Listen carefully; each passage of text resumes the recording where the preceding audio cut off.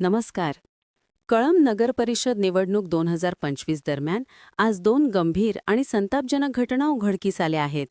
नगराध्यक्ष पदाच्या उमेदवार सौ रश्मी मुंदडा प्रभाग क्रमांक 5 येथील पुनर्वसन सावरगाव मतदान केंद्रावर पाहणीसाठी गेल्या असता डीवायएसपी संजय पवार यांच्या विरुद्ध जातीयवादी आकसातून उद्धम वर्तन करून त्या थेट तिथून हाकलून लावल्याचा गंभीर आरोप करण्यात आला आहे.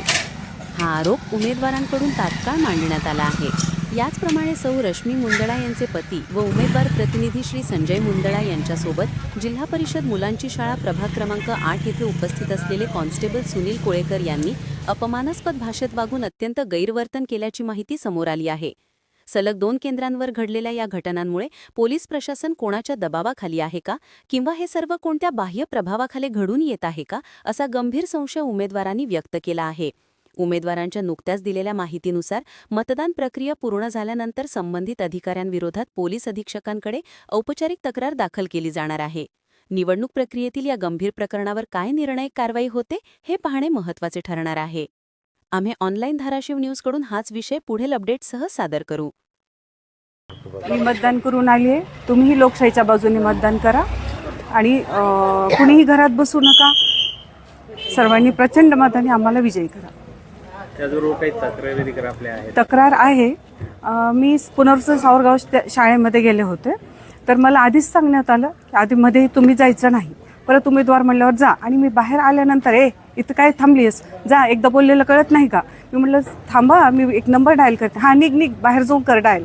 मग मी थांबले आणि त्यांचं ते नाव पाहिलं नेमप्लेटवर. हां बघा लिहून घे, मला काही फरक पडत नाही असं मला अर्वाच्य भाषेत बोलण्यात आलं. अक्षरशः रडवलं त्यांनी मला सकाळी. याबाबत आपण काही वरिष्ठांशी बोललो किंवा तक्रार केली का?